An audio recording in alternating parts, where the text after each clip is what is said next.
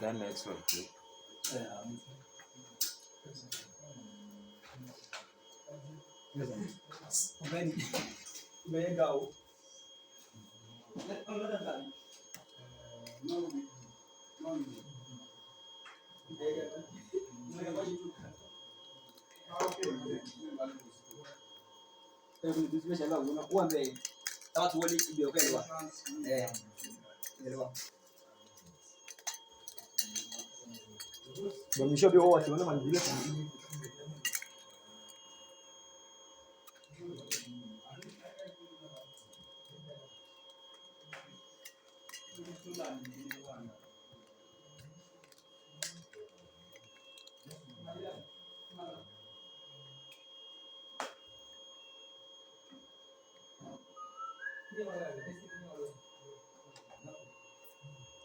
I need to tie the reading front too.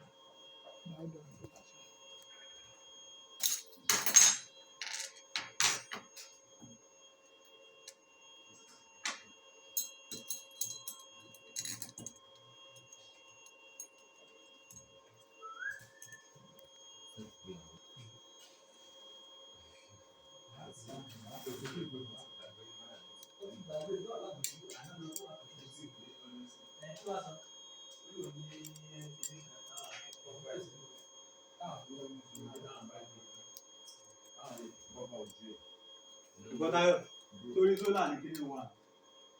Kíní wà. Kíní wà.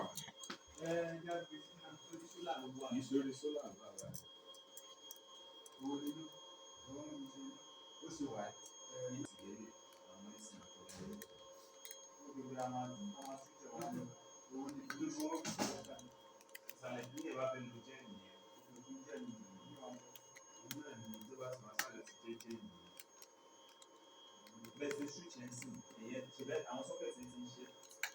So this is the outdoor one thing. So that other one, to remove this, you put it inside and screw it up there on the roof.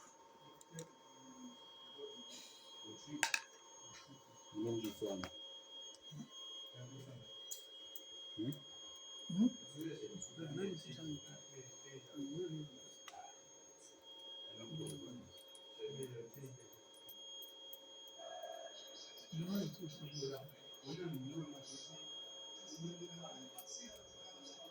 That's much.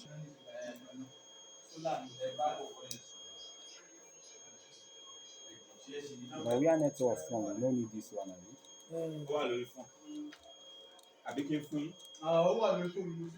Ó yẹ bá sọ̀rọ̀ náà. Ká mọ bọ́ọ̀sì.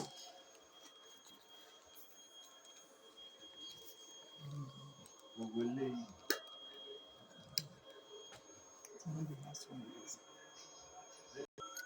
So you go and tie this one up there. Then put one more shadow. Put on line.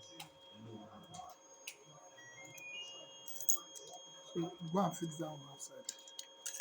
The second one.